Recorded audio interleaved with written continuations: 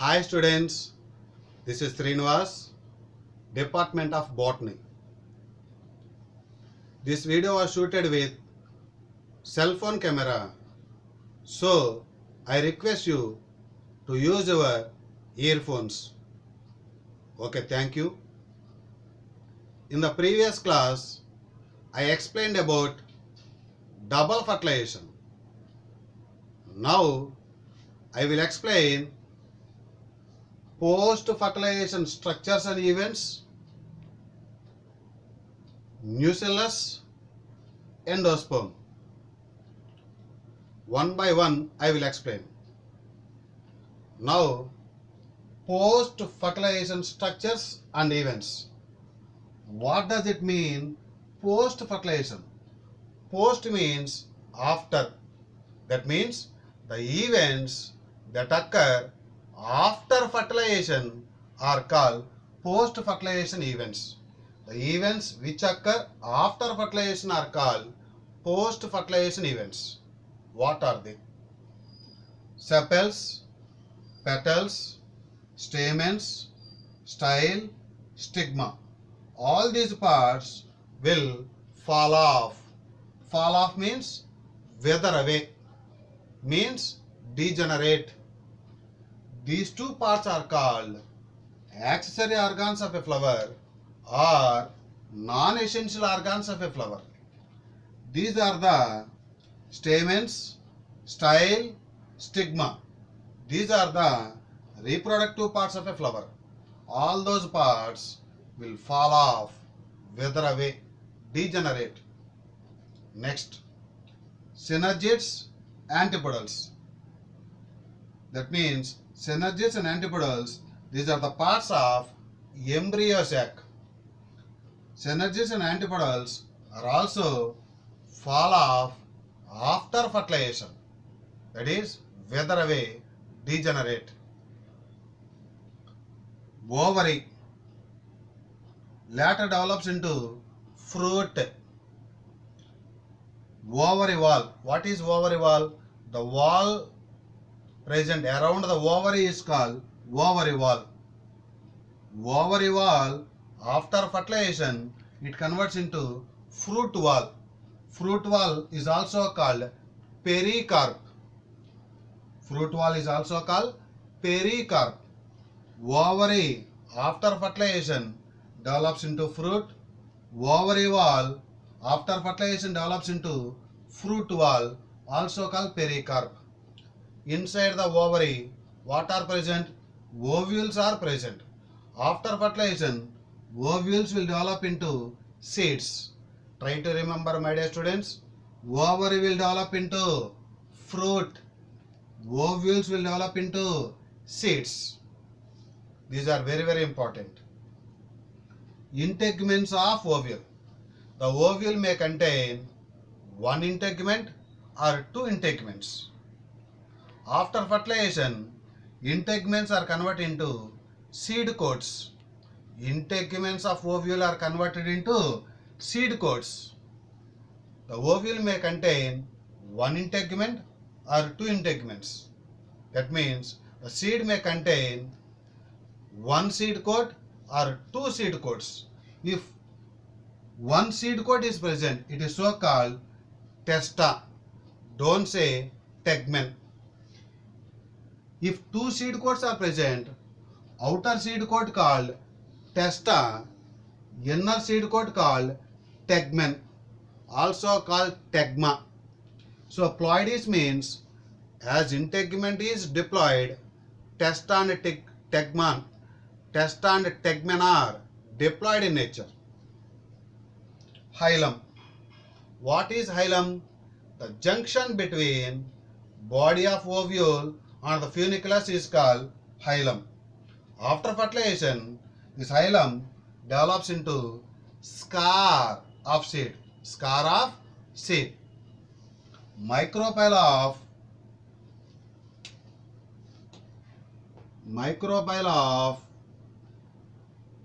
ovule.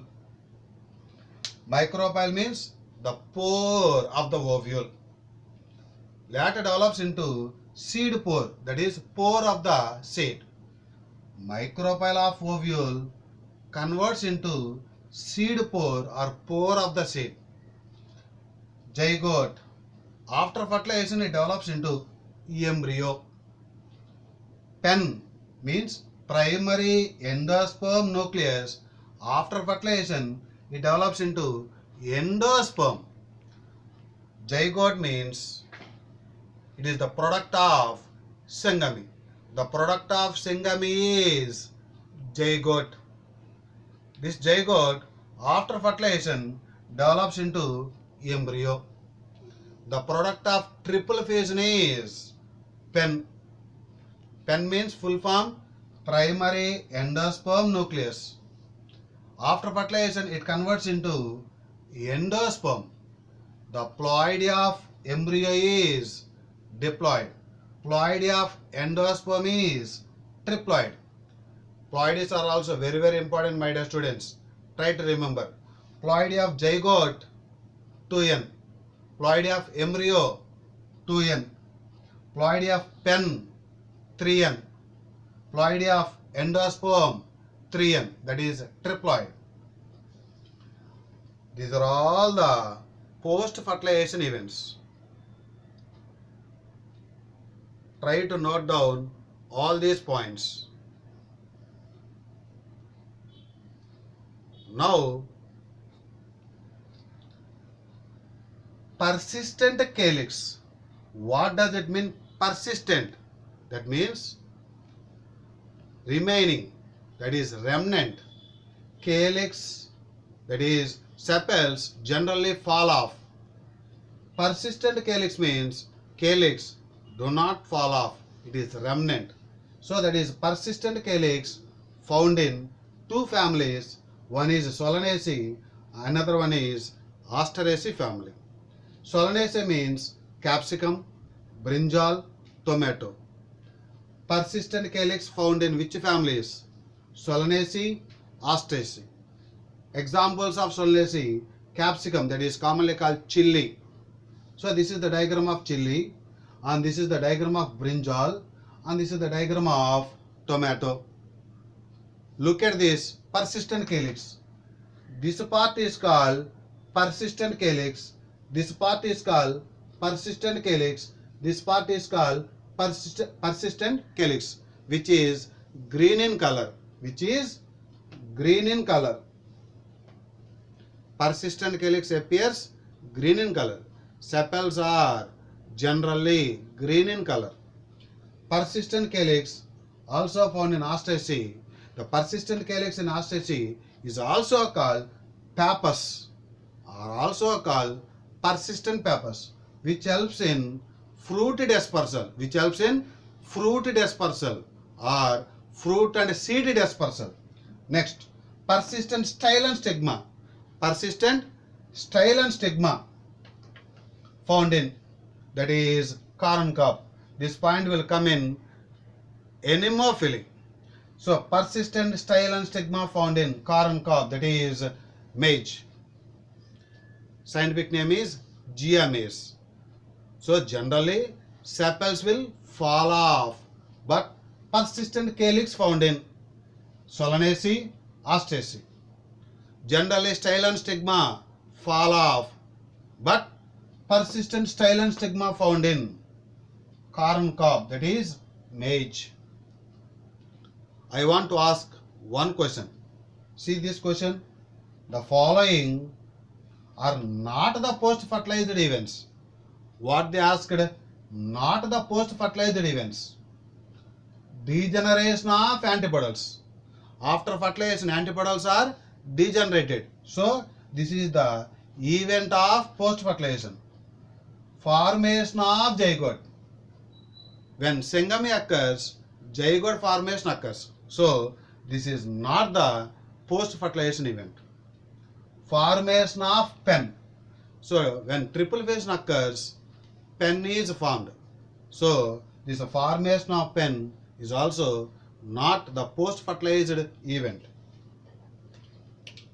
Formation of zygote is not the post-fertilized event. Formation of pen is not the post-fertilized event. Formation of fruit. is a post-fertilized event. Ovary, later it becomes fruit. Formation of seeds.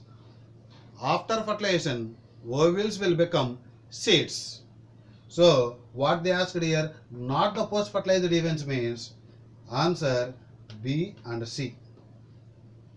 Try to note down all these points once again.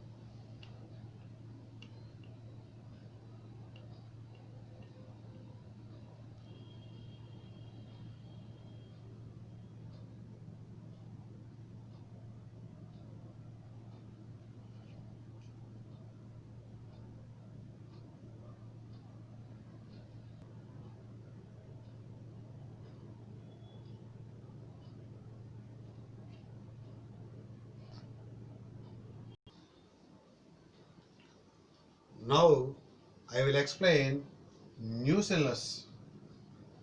Nucellus is present inner to integument of ovule. Ploidy of nucellus is diploid. So the ploidy of nucellus is diploid. Very, very important, my dear students. The remnant of what is perisperm? The remnant of nucellus. The persistent nucellus. The remaining nucellus is called perisperm. Ploidy of nucellus, diploid. Ploidy of perisperm. Perisperm is nothing but nucellus only. The remaining nucellus is called perisperm. Ploidy of nucellus, diploid. Ploidy of perisperm, diploid. So it is a nutritive tissue. Why we have to say nutritive tissue, this perisperm? Because it supplies food materials for the developing embryo sac. Don't say embryo. So this nucellus is a nutritive tissue because it supplies food materials to embryo sac. Don't say embryo. The forerunner of perisperm. What does it mean, forerunner? That means perisperm is formed from nucellus. Perisperm is formed from nucellus. That's why the forerunner of perisperm is nucellus.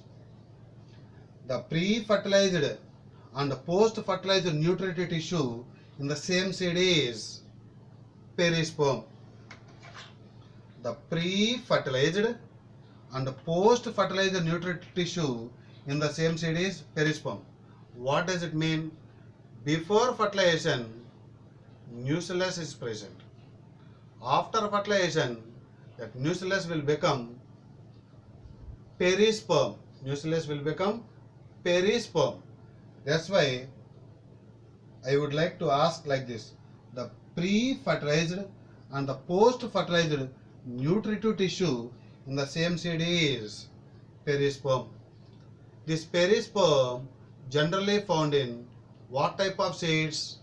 Non-endospermic seeds. What type of seeds? Non-endosperm. That is, the seeds without endosperm are called non-endospermic seeds. So, the seeds which contain perisperm are called perispermic seeds. That perisperm generally found in non-endospermic seeds. Perisperm generally found in. The seeds which contain perisperm are called perispermic seeds. Perispermic seeds found in non-endospermic seeds. What are the examples that perisperm found in? Perisperm found in black pepper. Scientific name is Piper nigrum. Beet. Beet means beetroot. Beta vulgaris.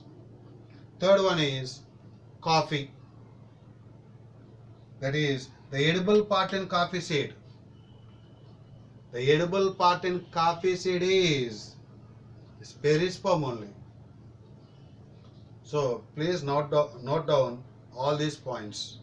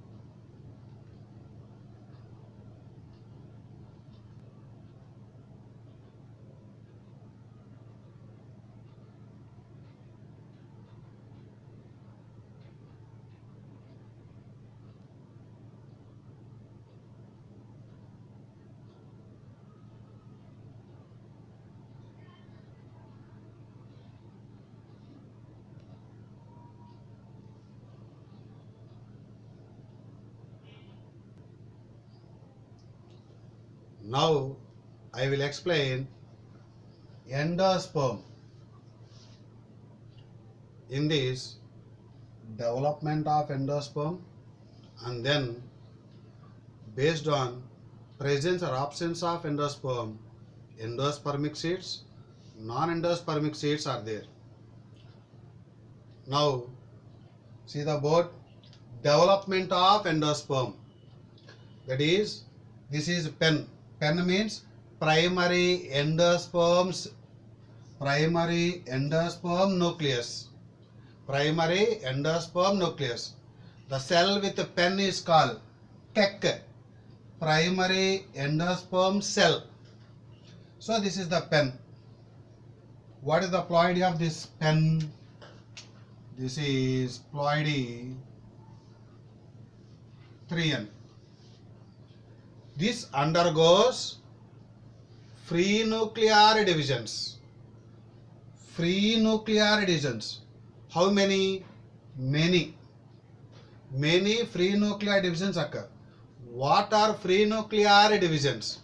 That is, initially nuclear divisions occur, later cell wall formation occur, or the cell wall formation is also called cellularization.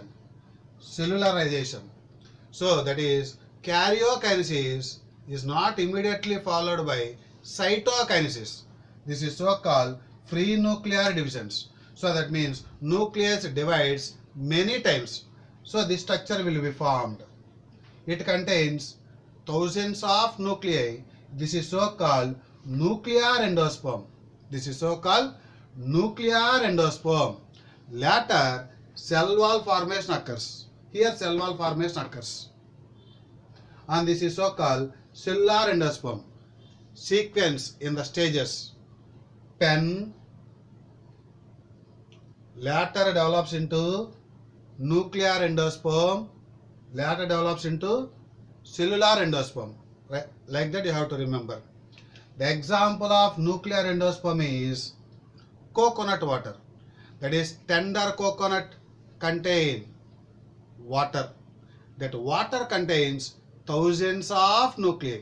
Coconut water is an example of nuclear endosperm. And inside the coconut, white kernel is present. What is that? White kernel, also called copra. That is, the edible part in coconut is endosperm. This is cellular endosperm is the edible part. So stages in the development of endosperm.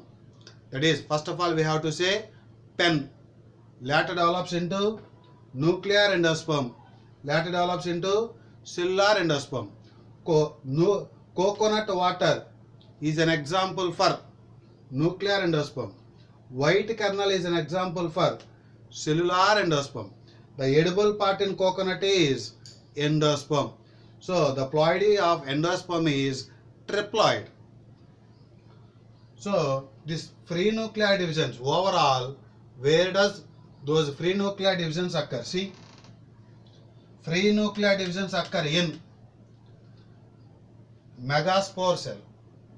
Free nuclear divisions occur in megaspore. In the formation of embryo sac, free nuclear divisions occur. How many free nuclear divisions occur? 3 free nuclear divisions occur. How many? 3 free nuclear divisions occur, or sometimes 7. This is according to NCERT, but 7 actually 7. So number of free nuclear divisions occur in the formation of embryo sac from megaspore according to NCERT 3, but actually 7. Those free nuclear divisions also occur in 10 in the formation of endosperm. Try to remember, free nuclear divisions occur in which cell? Megaspore and pen. Free nuclear divisions occur in which cell? Megaspore and pen. Free nuclear divisions occur in the formation of, that means we have to say embryo sac and endosperm. Try to remember, my dear students. Free nuclear divisions occur in which cell? Megaspore and pen. Free nuclear divisions occur in the formation of embryo sac and endosperm. These are very, very important points. Endosperm development precedes embryo development. That means which development will occur first? Endosperm development first of all occurs, later embryo development occurs. Why? Because endosperm is a nutritive tissue. Endosperm is a nutritive tissue. It is with reserve food material. That's why it supplies food materials for the developing embryo. So endosperm development precedes embryo development. That is, first endosperm development occurs and later embryo development occurs. The ploidy of endosperm in angiosperms is triploid. In gymnosperms is haploid. This is very, very important point. The ploidy of endosperm in angiosperms is triploid. The ploidy of endosperm in gymnosperms is haploid. Try to remember these points, my dear students. Next, the layer present around the endosperm is called aileron layer, which is rich in proteins. Ploidy of aileron layer, triploid. Aileron cell, triploid. Try to remember these points. And see, look at this flow chart.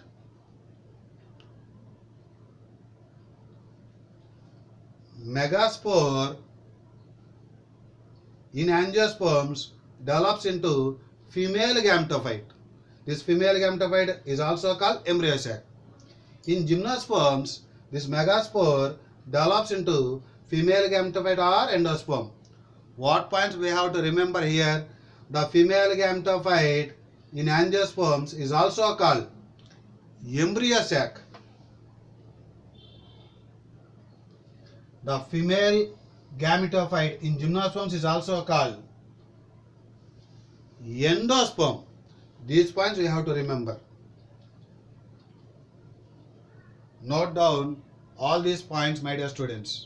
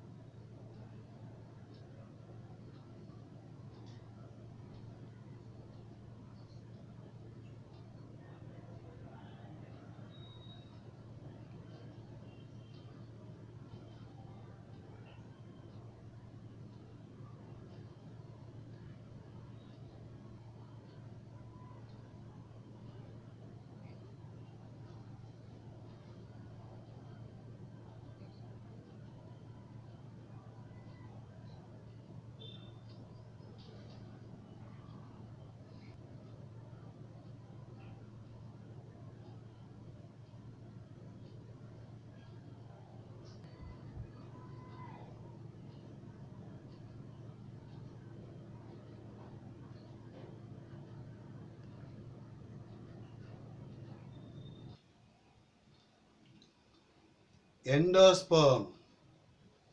Ploidy of endosperm is triploid. Ploidy of endosperm is triploid. And this endosperm is full of reserve food material and it is utilized for nutrition of embryo. That means this endosperm is a nutritive tissue and it supplies food materials for the developing embryo. So that's why it is full of reserve food material and it is utilized for nutrition of embryo or development of embryo. Based on the presence or absence of endosperm, seeds are of two types, endospermic seeds and non-endospermic seeds. Okay. Endospermic seeds. The seeds which contain endosperm are called endospermic seeds. Also called albuminous seeds. Endospermic seeds also are called albuminous seeds. Look at this figure, my dear students. This is the embryo sac and this is the zygote and this is the pen. Pen means primary endosperm nucleus. This pen later develops into endosperm. Pen later develops into endosperm. Now this is endosperm. Pen later develops into endosperm. This endosperm supplies food materials for the developing embryo. Some of the endosperm is utilized and some of the endosperm is persistent. Persist endosperm. That means some amount of endosperm is utilized for developing embryo. Some amount of endosperm is remaining, persistent. So the seeds which contain endosperm are called endospermic seeds, also called albuminous seeds. Whether endosperm is present or not present, little amount of endosperm is present. That point you have to remember. Endosperm is not completely utilized. Some amount of endosperm is utilized and some amount of endosperm is remnant. Endosperm is not completely utilized by developing embryo. The persist endosperm is used up. Persist endosperm means this one. The remaining endosperm is used up during seed germination. When does that persist endosperm is used up? That is during seed germination. When the seed is germinate, then only the persist endosperm is used up, completely utilized. Example, monocot seeds except orchids. Examples means monocot seeds except orchids. That means cereals like rice, wheat, maize. These are all monocots. Coconut is also monocot. Liliaceae, these are all monocots. Daily we eat rice, isn't it? That rice part is endosperm. Like that you have to remember. The edible part in rice is endosperm. So, monocot seeds are endospermic except orchids.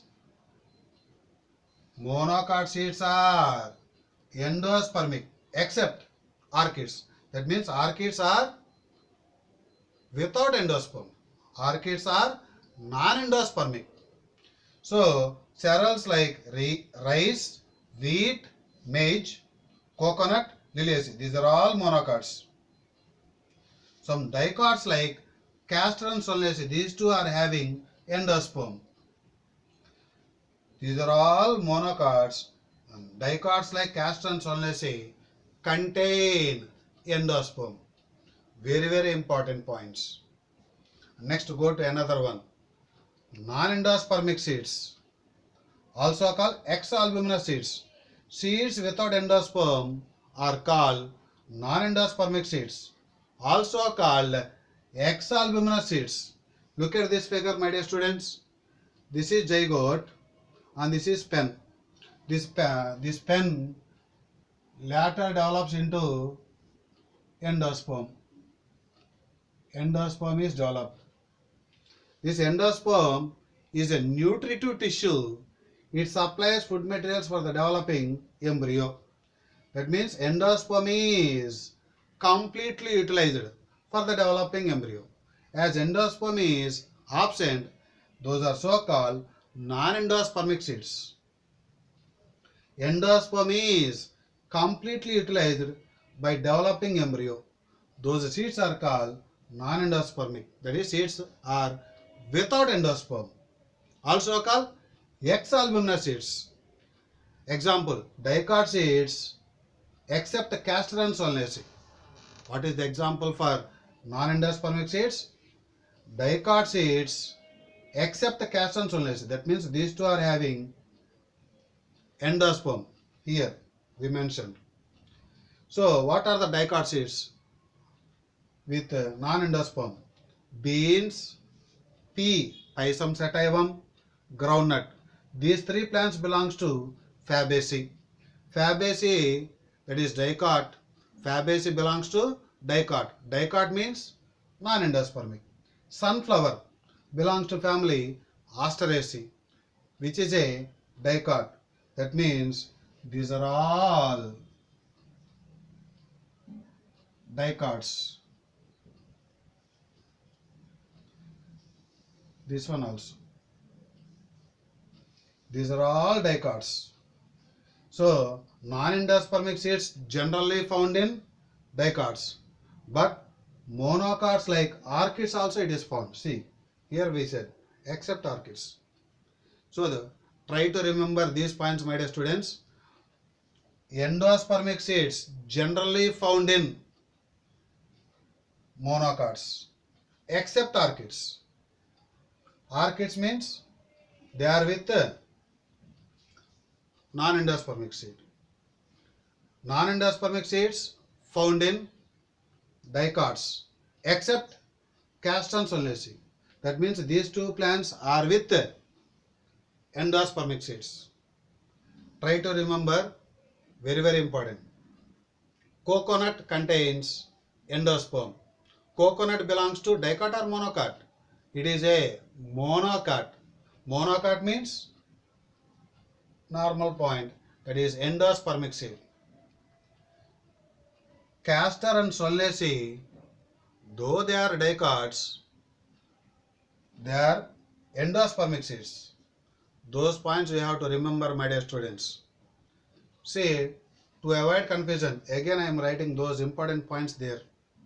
Look at this. Look at this. Generally dicot seeds are non-endospermic. Generally dicot seeds are non-endospermic. Generally monocot seeds are endospermic. How to remember? Daily we eat rice. That rice is nothing but endosperm. Rice belongs to monocot. So generally monocots are endospermic. Generally dicot seeds are non-endospermic. Dicots with endospermic seeds found in castor, solanaceae. Monocots with non-endospermic seeds found in orchids. These are very very important points, my dear students. Try to concentrate, note down these points, and we will meet in the next class. Okay, thank you very much for watching this video.